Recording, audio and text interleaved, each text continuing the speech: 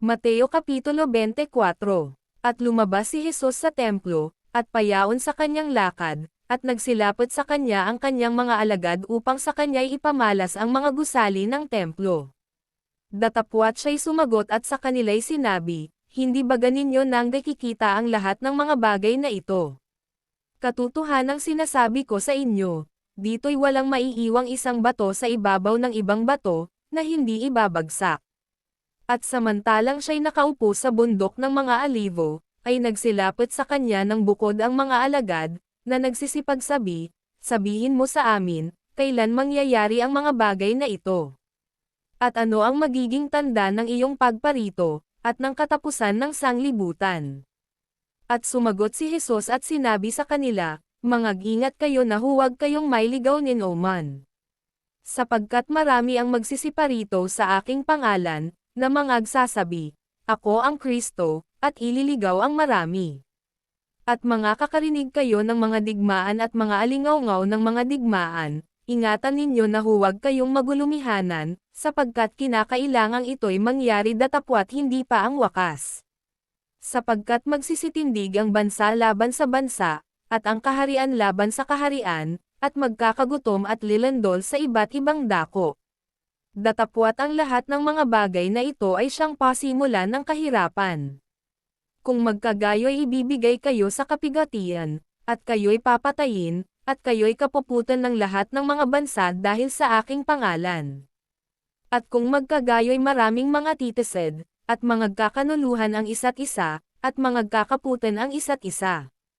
At magsisibanggan ang maraming bulang propeta, at kanilang ililigaw ang marami. At dahil sa pagsagana ng katampalasanan, ang paibig ng marami ay lalamag.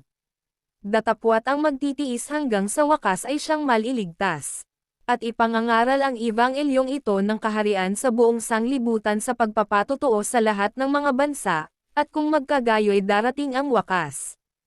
Kaya nga pagkakita ninyo ng kasuklam-suklam na paninira, na sinalita sa pamamagitan ng propeta Daniel, na natatayo sa dakong banal, unawain ng bumabasa. Kung magkagayo'y magsitakas sa mga bundok ang nang-asa Judea. Ang nasa bubungan ay huwag bumaba upang maglabas ng mga bagay sa loob ng kanyang bahay. At ang nasa bukid ay huwag magbalik upang kumuha ng kanyang balabal. Datapwat sa aba ng nangagdadalang tao at nangagpapasuso sa mga araw na yaon. At magsipanalangin kayo na huwag mangyari ang pagtakas ninyo sa panahong taginaw, o sa Sabbath man. Sapagkat kung magkagayo'y magkakaroon ng malaking kapigatian, na ang gayo'y di pa nangyayari buhat sa pasimulan ng sanglibutan hanggang ngayon, at ni hindi na mangyayari kailanman. At malibang paikliin ang mga araw na yaon, ay walang lamang makaliligtas, datapwat dahil sa mga hirang ay paiikliin ang mga araw na yaon. Kung magkagayon, kung may magsabi sa inyong sinumang tao, "Narito ang Kristo," o, "Nariyan," huwag ninyong paniwalaan. Sapagkat may magsisilitaw na mga bulang Kristo, at mga bulang propeta, at mga agpapakita ng mga dakilang tanda at mga kababalaghan, ano pat ililigaw, kung maaari, pati ng mga hirang. Narito, ipinagpauna ko ng sinabi sa inyo. Kaya nga kung sa inyo'y kanilang sasabihin, "Narito, siya'y nasa ilang," huwag kayong magsilabas, "Narito, siya'y nasa mga silid," huwag ninyong paniwalaan. Sapagkat gaya ng kidlat na kumikidlat sa silanganan, at nakikita hanggang sa kalunuran, gayon din naman ang pagparito ng anak ng tao. Saan man naroon ang bangkay, ay doon magkakatipon ang mga uwak. Datapwat karakarakang pagkatapos ng kapigatian sa mga araw na yaon ay magdidilim ang araw, at ang buwan ay hindi magbibigay ng kanyang liwanag, at manggalalaglag ang mga bituin mula sa langit, at magsisipangatol ang mga kapangyarihan sa mga langit. At kung magkagayoy, lilito ang tanda ng anak ng tao sa langit, at kung magkagayoy magsisitaghoy ang lahat ng mga angkan sa lupa, at manggakikita nila ang anak ng tao na napaparitong samasa mga alapaap ng langit na may kapangyarihan at dakilang kaluwalhatian. At susuguin ang kanyang mga anghel na may matinding pakakak, at kanilang titipunin ang kanyang mga hinirang mula sa apat na hangin ng sanglibutan, mula sa isang dulo ng langit hanggang sa kabila. Sa puno ng igos nga ay pag-aralan ninyo ang kanyang talinghaga, pagka nananariwa ang kanyang sanga, at sumusupling ang mga dahon, ay nalalaman ninyo na malapit na ang tag-araw.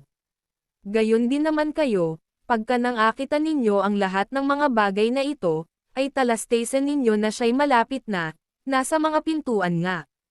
Katotohanang sinasabi ko sa inyo, hindi lilipas ang lahing ito, hanggang sa mangaganap ang lahat ng mga bagay na ito. Ang langit at ang lupa ay lilipas, datapwat ang aking mga salita ay hindi lilipas. Ngunit tungkol sa araw at oras na yaon walang makakaalam, kahit ang mga anghel sa langit, kahit ang anak, kundi ang ama lamang. At kung paano ang mga araw ni Noe, gayon din naman ang pagparito ng anak ng tao.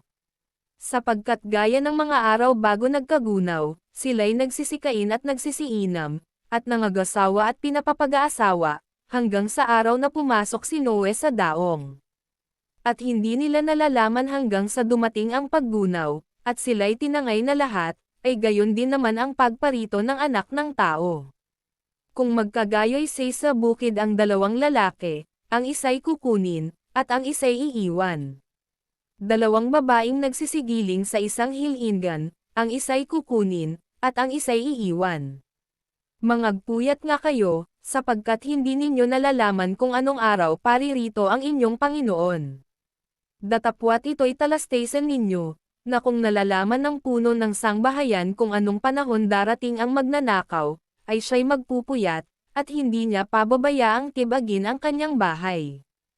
Kaya nga kayo'y magsihanda naman, sapagkat paririto ang anak ng tao sa oras na hindi ninyo iniisip.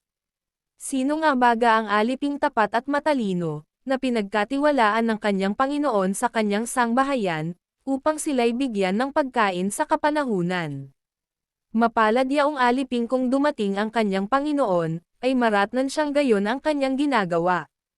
Katotohanang sinasabi ko sa inyo, na sa kanya'y ipagkakatiwala ang lahat niyang pag-aari. Datapwat kung ang masamang aliping yaon ay magsabi sa kanyang puso, magtatagal ang aking Panginoon. At magsimulang bugbugin ang kanyang mga kapwa alipin, at makipagkainan at makipag-inuman sa mga lasing. Darating ang Panginoon ng aliping yaon sa araw na hindi niya hinihintay, at oras na hindi niya nalalaman. At siya'y babaakin, at isasama ang kanyang bahagi sa mga mapagpaimbabaw, doon na nga ang pagtangis at pagngangalit ng mga ngipin.